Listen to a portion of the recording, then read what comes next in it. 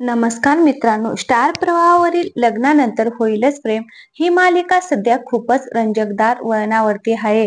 या मालिकेचा 5 एप्रिलचा भाग हा खूप इंटरेस्टिंग असणार आहे. मालिकेच्या 5 एप्रिलच्या भागामध्ये आपल्याला असं बघायला मिळणार आहे की काव्याची मैत्रीण अनिशा ही तिला भेटायला येते. तेव्हा तिला असं असतं की काव्याचं लग्न हे जीवासोबतच झालं आहे.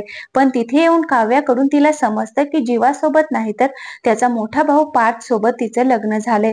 लग्नामध्ये घडलेला सगळा प्रसंग काव्याने अनिशाला सांगितला.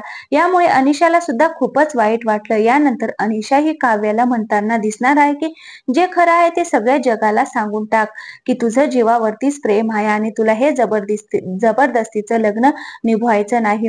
अनिशाने काव्याला असा सल्ला दिल्यानंतर काव्या यावरती विचार करू लागते. तिकडे नंदिनी व जीवा गाडीमध्ये असताना नंदिनी जीवाला म्हणते, आता जशी अनिशाची भेट झाली तशी त्या जीविकाशी सुद्धा भेट झाली पाहिजे. जीविका हे नाव ऐकताच जीवा खूपच अस्वस्थ होता आणि चालू गाडीमध्येच थांबवतो, कारण जीविका नावाची व्यक्ती अस्तित्वातच नाही. घरी कोणाला समजू नये म्हणून जीवालाच काव्या जीविका अशी हाक मारायची. गाडी अचानक थांबल्यामुळे नंदिनी जीवाला विचारू लागते की तुम्हाला काय झालंय, तुम्ही अशी गाडी अचानक का थांबवली. तिकडे अनिशाच्या येण्यामुळे आणि तिच्या बोलण्यावरून रम्या व वसुंधरा आत्याला संशय आलेला असतो आणि त्या दोघी बोलत असतात. वसु आत्या म्हणत असते की ती अनिशा संगीतमध्ये सुद्धा कुठेच दिसली नाही. लगेच म्हणते की याचा अर्थ तुला कळतोय का आई. काव्या साफ खोटं बोलत आहे. ती नक्कीच काहीतरी लपवते आणि आपल्याला हे शोधून काढायचं आहे.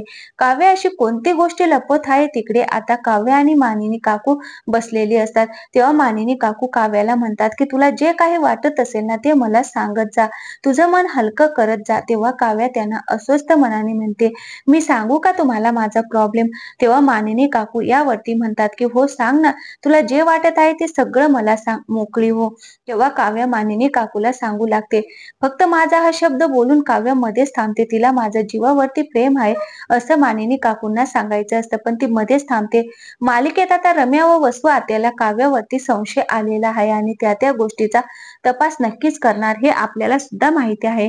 आता रम्या व वसुताईला या गोष्टीचा छडा लागेल का आणि काव्याने घरच्यांना सांगायच्या आधीच त्यांना हे सत्य समजून ते या गोष्टीचं भांड फोडणार का, हे मालिकेत बघणे उत्सुकताचं ठरवणार आहे. तर पुढील मालिका बघण्यासाठी तुम्ही किती इंटरेस्टेड आहात ते कमेंट करून